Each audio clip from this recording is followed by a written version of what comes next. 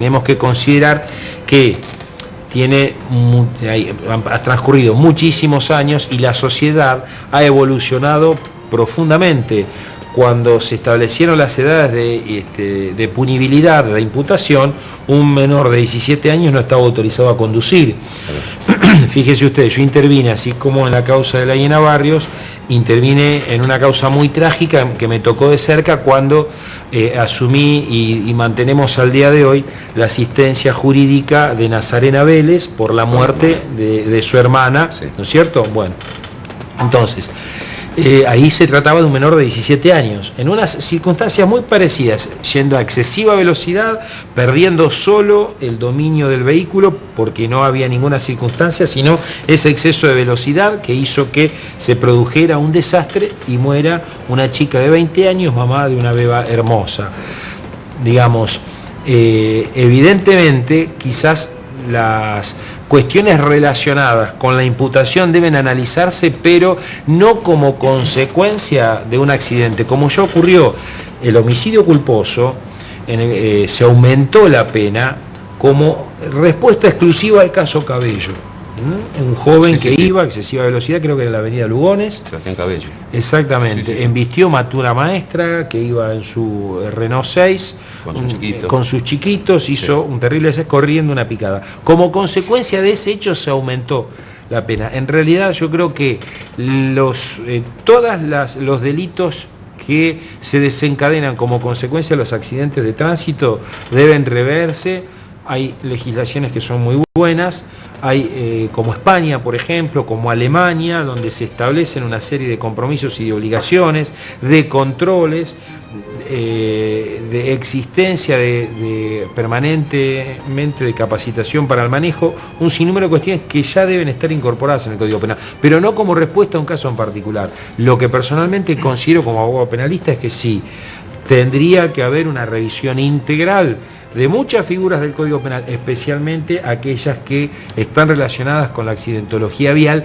y ya es necesario desde hace tiempo, porque la tecnología capacitó a los jóvenes de una manera, porque tienen posibilidades de delinquir muchísimo más que no las tenían, porque los mayores comenzaron a utilizar desde la década del 90 de manera categórica a los menores para delinquir, a los menores como mulas para trasladar droga. Evidentemente tiene que haber una revisión, y no como respuesta a un hecho puntual, sino como necesidad de que se ingrese en un debate en la Cámara de Diputados, en el Senado, para analizar y ver en qué se puede mejorar, porque hay mucho para modificar. Justamente por eso se lo pregunto, porque podemos llevar este caso a muchos otros casos que no tienen que ver solamente con conductas viales de menores o tantas otras accidentes viales, sino llevarlo a otro plano.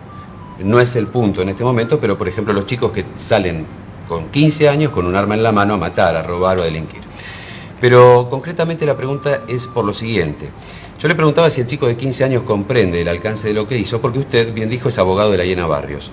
No vale la pena retrotraernos, ya sabemos absolutamente todos en la sociedad, todos saben cómo fue, qué pasó, usted lo está representando. Ya no lo represento más desde hace un tiempo. Pero en aquel momento fui las características, dejando de lado las edades, son bastante similares, sobre todo la última parte. Es decir, uno no quiere salir a matar a nadie, porque de hecho yo puedo salir conduciendo mi vehículo y tener una desgracia. Es decir, sabemos que no es así, pero hay una figura que en lo particular es intolerable, que es abandonar a la víctima. Para mí eso es uno de los temas puntuales que tiene que tratarse en la legislación.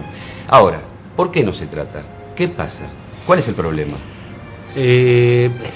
Dentro de las características hay un nivel de responsabilidad mayor en quien abandona a la víctima, y especialmente cuando esto ocurre en un descampado, en un lugar. O sea, muchas veces me ha tocado intervenir en casos donde la familia desesperada, resulta que la persona por ahí hubiese tenido alguna chance de vivir, claro, si no hubiese sido dejada en el medio del campo, y pasa mucho. Sin testigo.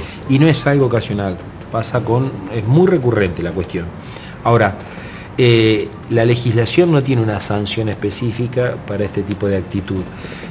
La capital federal en su código procesal, en el Código Procesal de la Nación, tampoco. En la provincia de Buenos Aires hubo una reforma que se hizo hace muy pocos años, en las que el fiscal tiene la facultad de disponer la detención de la persona que huyó del lugar y tenerla detenida mientras dure la sustanciación de la causa y aún continuar el proceso yendo a la cárcel, que ha sucedido en muchos casos, no pocos.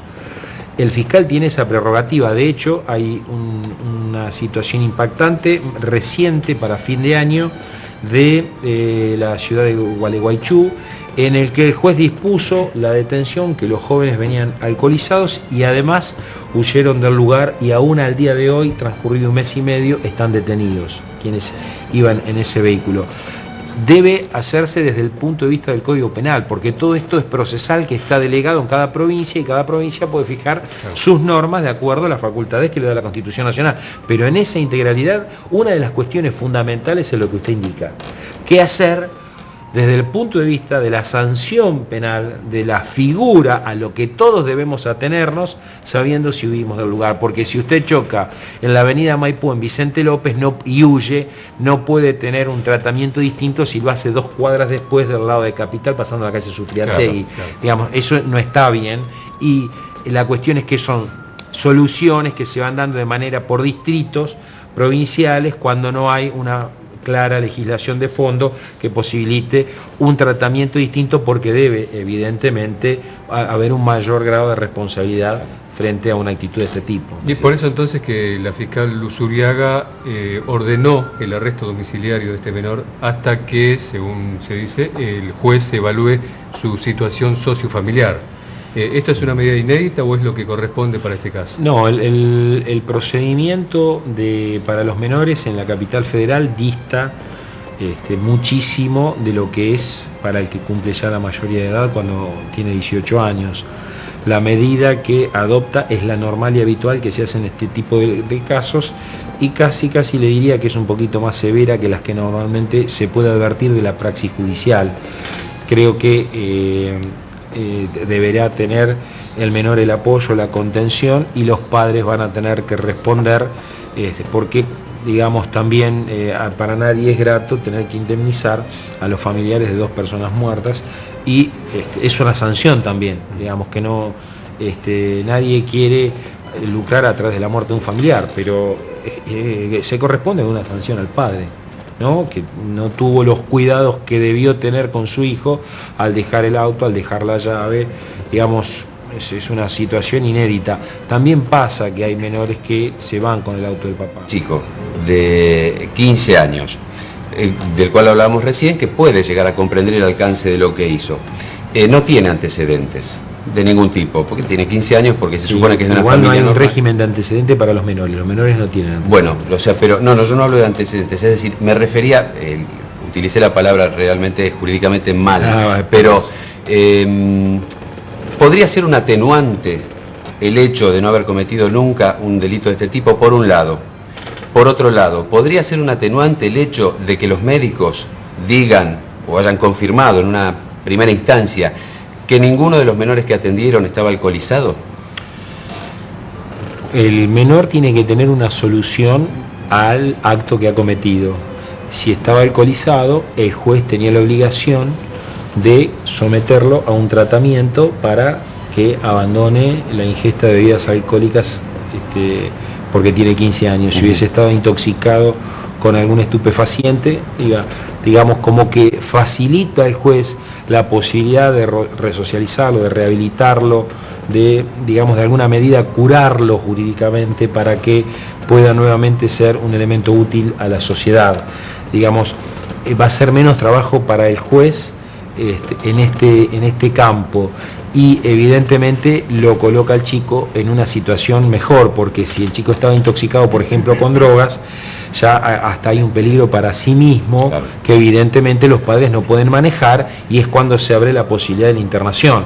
Tendrán que decir los padres, la pregunta va a ser, que le va a hacer el juez, los asistentes sociales y el cuerpo de psicólogos del Poder Judicial le va a decir, mire, ¿usted está en condiciones de tener a su hijo?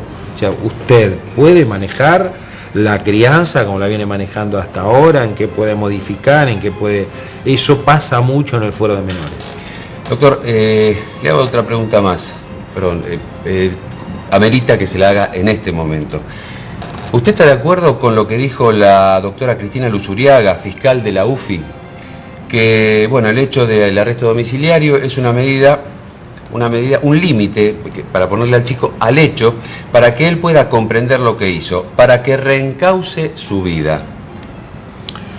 Es decir, ¿es suficiente?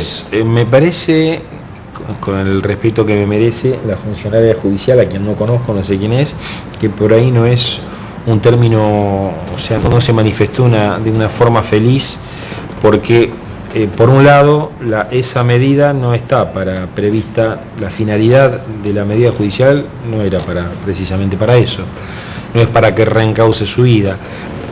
Por otro lado, en cuanto a lo otro que señaló como un límite, no, o sea, ¿cuál es el límite? Ya mató, o sea, de manera culposa, ¿no es cierto?, sin intención, digamos, no hay, o sea, un límite, porque después, o sea, ¿qué sería? Para que no agarre un arma y salga a matar gente. O sea, no entendí qué es lo que quiso decir, ¿verdad? O sea, un chico de 15 años, un joven de 15 años, evidentemente tiene una conciencia plena y absoluta de lo que está haciendo, digamos, al punto tal de compartir con sus amigos, digamos, no era esto una correría de salir a dar una vuelta a manzana, se fueron a tomar algo, de ahí pasó a buscar a varios, se encontraron y empezaron a andar en una ciudad hiperpoblada como Buenos Aires a excesiva velocidad. Creo que ha comprendido plenamente y no tendría que estar dirigida la reeducación al menor de realmente comprendiste. Me parece que sí, que quedó claro, salvo que sea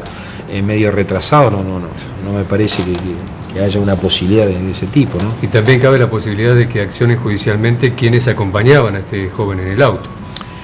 Pueden hacerlo siempre en las medidas del transporte benévolo, del tercero transportado, y habría que ver muy bien en qué condiciones. Hay que leer bien la causa, porque por ahí puede surgir que uno de los que estaba arriba del auto le empezó así, metele patas, hay que ver muy bien la causa, pero en principio sí, también ellos tienen expedida una acción contra este joven en la medida que hayan tenido algún daño comprobable, una lesión, un corte, un golpe. Se me ocurre de todos modos que, digamos, lógicamente quienes llevan la peor parte son los familiares de las víctimas. Son las únicas víctimas de este delito. No tienen demasiadas armas, al tratarse de un menor de edad, bueno, lamentablemente, más que algún resarcimiento económico. Actuar en la justicia civil, claro. Actuar en la justicia civil, que no es una cuestión menor. No. Lo que sucede es que en lo que respecta al, digamos, cuando hay una sanción penal, vamos a poner el caso de la familia Prigent, o cualquier otro caso, digamos, vamos a hablar de Monti, al joven que tiró al riachuelo. Sí. Los 9 policías que participaron fueron condenados por tortura, entre reclusión perpetua, prisión perpetua y penas temporales. Lo que dice la mamá, Dolly de Monti, siempre dice, evidentemente a mi hijo no me lo devuelve nadie, nadie me lo va a poder devolver con una condena, pero sí hay una resignación distinta frente a la muerte, porque hubo reconstruido en el orden constitucional y una sanción penal, una condena que hay que cumplir en la cárcel para los principales responsables por décadas. Cambia la actitud, la resignación, el hecho en lo que es continuar con la vida y aquello que se denomina como estrés postraumático, todo el trauma que viene como consecuencia de haber perdido trágicamente un familiar. Bueno, se nos acaba el tiempo, doctor. ¿Cuántos interrogantes quedan abiertos a partir de esto que estuvimos conversando? Sobre todo la imputabilidad o no, si